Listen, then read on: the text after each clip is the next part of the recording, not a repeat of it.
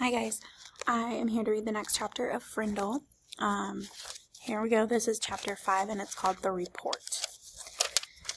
By lunchtime the next day, Nick had a bad feeling in the pit of his stomach. 7th period was coming. He was going to have to stand up in front of Mrs. Granger's class. The eyes of everyone in the class would be glued to his face, and Mrs. Granger's eyes would be cranked up to maximum punch power.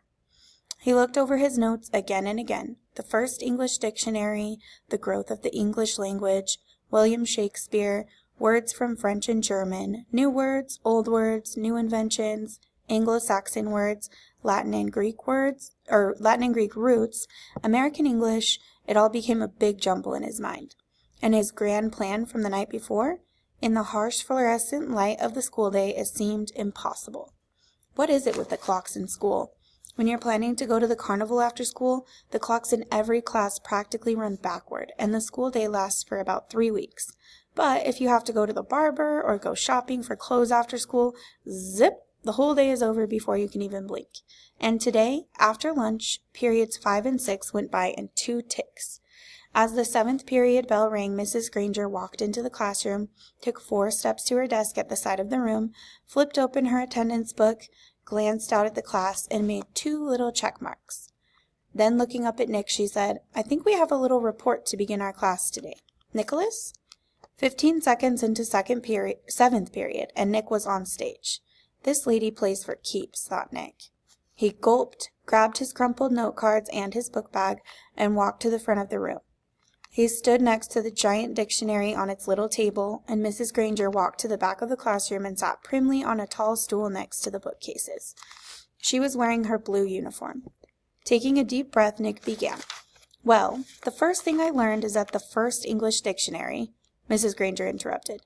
"Excuse me, Nicholas, but does your report have a title?" Nick looked blankly at her. "A title? No, I didn't make a title." "Class, please remember to include a title whenever you prepare an oral or written report. Now please go on, Nicholas," and she smiled and nodded at him.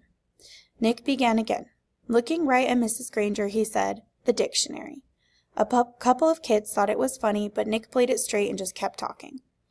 "A lot of people think that the first English dictionary was put together in the 1700s by a man named Samuel Johnson. He lived in London, England.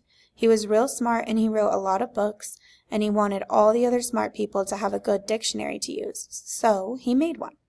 But there were other dictionaries before his. The thing that was different about Johnson's dictionary was its size, first of all. He had over 43,000 words in it.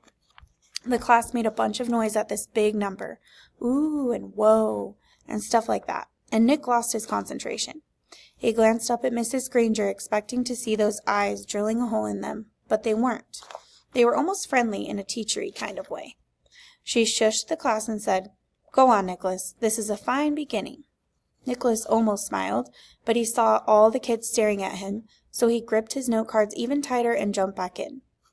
The other thing that Samuel Johnson did that was special was to choose the words he thought were most important and then give lots of examples showing how the words got used by people. For example, he showed how the word take could be used in 113 different ways. Nick's report went on smoothly for 12 minutes. Nick was surprised at how easy it was to stand there and talk about this stuff. At the end of the first 5 minutes, Mrs. Granger had to stop Nick again to say, "Class, it is not good manners to yawn out loud or to put your heads down on your desks when someone else is giving an oral report." No one in the class cared one little bit about the report except Mrs. Granger. Every time Nick glanced up, she was smiling. And her eyes were not the least bit icy or sharp.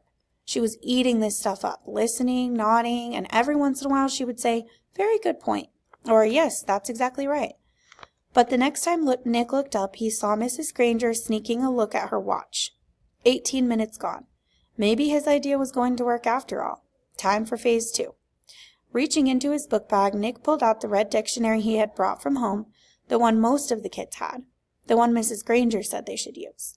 Nick said, "This is the dictionary that I use at home for my vocabulary work, and I opened it up last night to the very front, and right there I found out a lot about how the dictionary was made. Right in this book. So I thought some of the ideas would be good as part of my report. It says here—" "Nicholas?"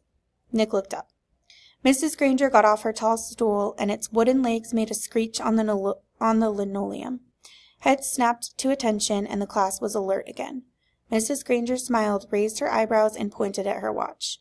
Nicholas, I think the class should read that at home themselves. Now, John's hand was up in the air, and at Mrs. Granger's nod he said, But I don't have that dictionary at home, Mrs. Granger. I have the blue one.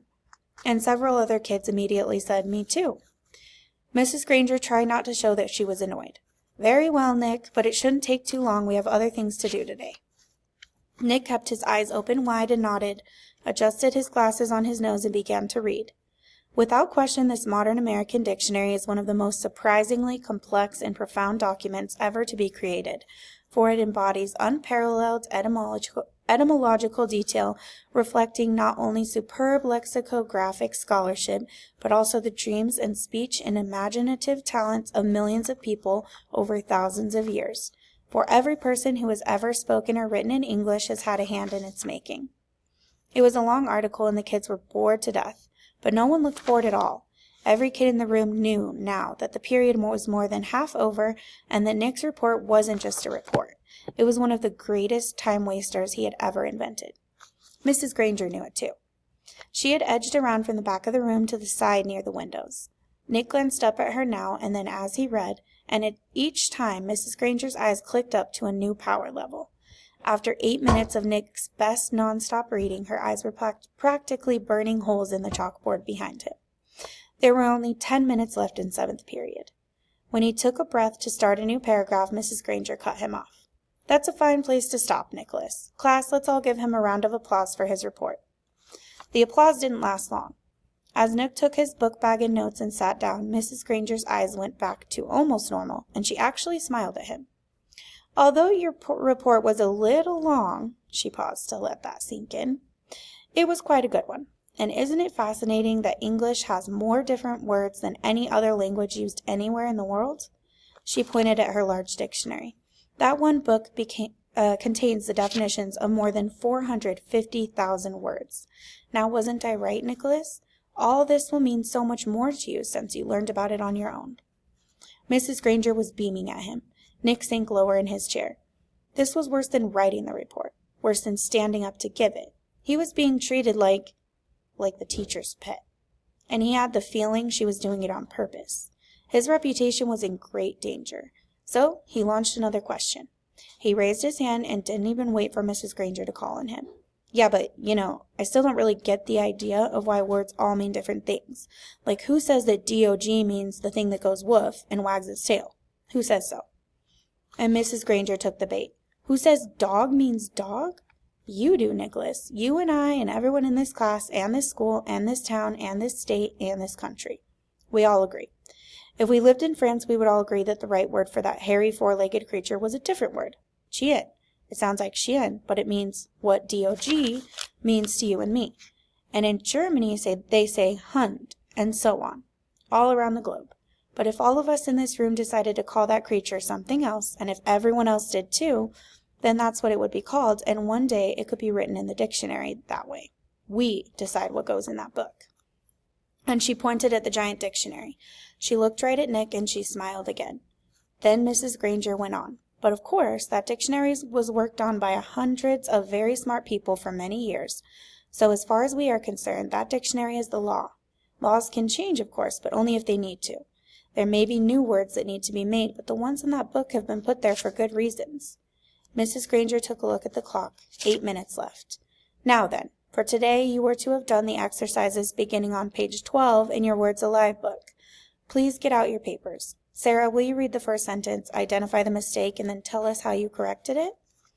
Mrs. Granger jammed the whole day's work into the last 8 minutes. Okay, here's a picture. It's just a bunch of dogs and the words for dog in different languages. A blur of verbs and nouns and prepositions, and yes, there was another homework assignment. And Nick didn't try to sidetrack Mrs. G again. He had slowed her down a little, but had he stopped her? No way. She was unstoppable, at least for today. Okay, chapter 6 will be called The Big Idea, so we'll read that. I'll probably post that video later today. See ya.